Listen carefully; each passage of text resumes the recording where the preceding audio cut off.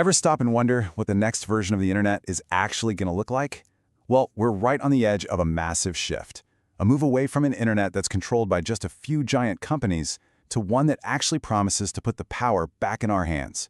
Today, we're diving deep into the tech that's making it all happen. Decentralized applications, or as you'll hear them called, dApps. All right, let's get into it. But first, just think about this for a second. Every single time you post something, click a link, or buy a product online, who really owns that interaction? Who controls all that data?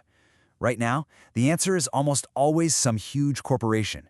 Our digital lives are, for the most part, completely governed by somebody else. And that really brings us to this idea of a tale of two webs. You've got Web 2.0 on one side, that's the internet we use every day. It's totally defined by centralized corporate control, where, let's be honest, our data is the product. But on the other side, you have the vision for Web 3.0, a decentralized world where we, the users, finally have ownership and control. So here's how we're going to break it down. We'll start with the web's big central problem. Then we'll look at dApps as the solution and see how they actually work. We're even going to walk through a real-world insurance dApp, and then we'll wrap up with how you can get started yourself. Okay, so let's kick things off with the core issue of the internet we use today. You know, it really all boils down to one single critical idea: trust. The thing is, we're pretty much forced to trust these huge, centralized companies. First, there's data ownership, or lack thereof. Our personal info gets collected, used, and sold, a lot of times without us even really knowing. That leads to centralized control, where we just have to hope these companies will keep our information safe. And as we've seen time and time again, that trust gets broken. These single points of failure are just sitting ducks for data breaches and manipulation, which leaves all of us totally exposed. But what if we could build apps that didn't need us to have that kind of blind trust? Well, that's exactly where dApps come into the picture. They are the technological answer to all these problems of centralization. So what even is a dApp? Put simply, it's an application that runs on a massive network of computers, a peer-to-peer network like a blockchain, instead of on one company's private servers. And here's the crucial part: no single person or company is in control. This completely changes the game, creating a digital world that's fundamentally more open and built around the user. And the ultimate goal here? It's to build a whole new digital ecosystem that doesn't ask for permission. One that's just naturally more secure, where every interaction is traceable and totally transparent, and where your data can't just be shut down or deleted by some central authority. This is way bigger than just privacy. It's about creating new economies and communities where we all have a real, verifiable stake. All right, so you're probably wondering, how does this all actually work under the hood? It sounds complicated, but let's break it down into the three essential building blocks that make dApps possible.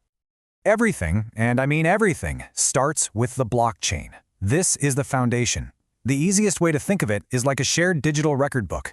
It's copied and spread across thousands, even millions of computers. And once something is written in that book, it is permanent. It can't be changed or erased, which makes it incredibly secure and trustworthy by its very design.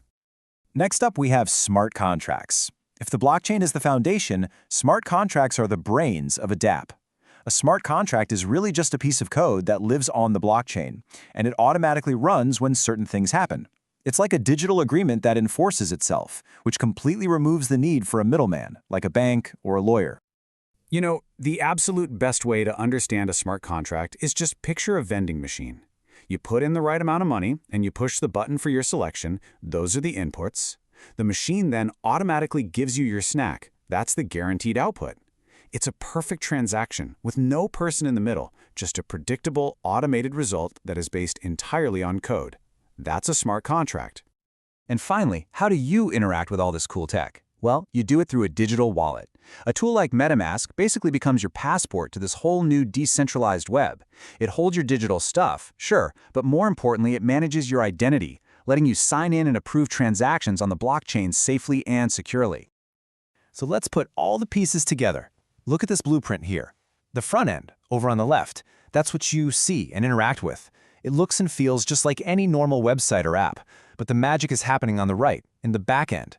Instead of a private server owned by one company, it's running on the blockchain's peer-to-peer network, all powered by those smart contracts we talked about.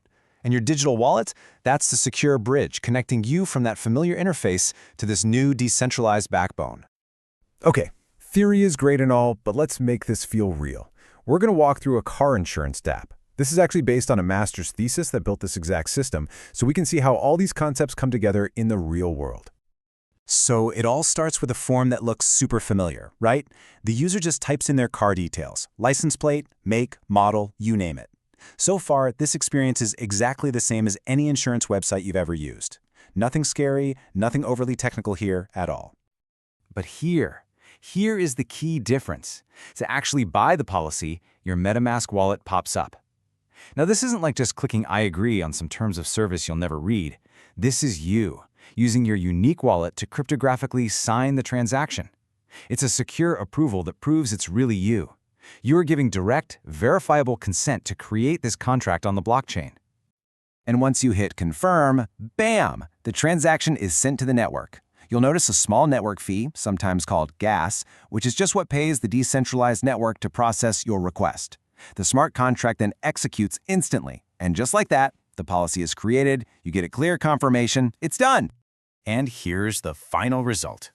This policy, it doesn't live in a company's private database somewhere, waiting to get hacked. It lives on the blockchain.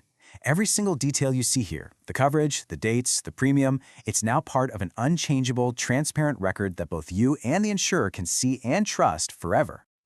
So now that you've seen a dApp in action, you might be thinking, okay, how can I start exploring this world myself? Let's walk through the steps. It's actually a lot more straightforward than you might think.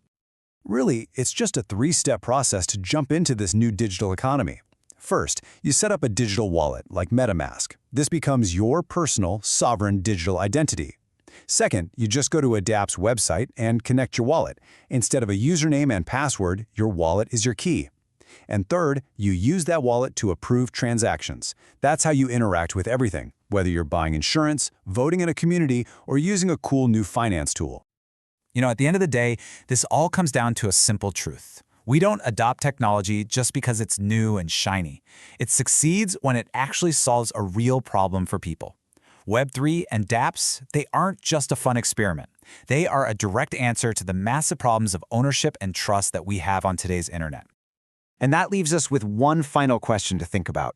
As this new user-centric web gets built, piece by piece, what problems will you solve? Are you going to use new tools to manage your own finances, join a community to govern a project you really believe in, or maybe even build the next great application? The next chapter of the internet is literally being written right now, and for the first time ever, we all get to hold the pen.